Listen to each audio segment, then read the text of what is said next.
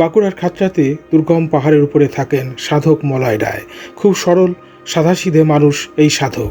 পাহাড়ের উপরে কালী মন্দিরে থাকেন তিনি, আর একটু উপরে পাহাড়ের গুহাতে তিনি সাধনা করেন।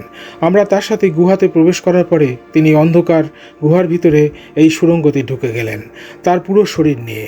আমরা তার পা দুটো শুধু দেখতে পাচ্ছিলাম। তার কাছ থেকেই জানতে পারলাম সুড়ঙ্গের ভেতরে নাকি একটি ধানবোড়া সাপ আছে।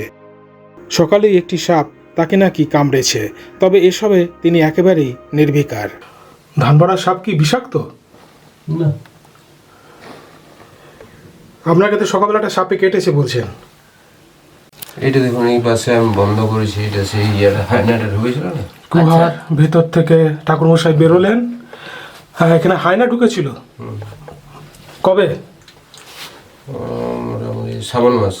এইখানে বনবর আছে প্রচুর। বনবরে জানেন তো? বনশুয়োর। বনশুয়োর, হ্যাঁ। আচ্ছা।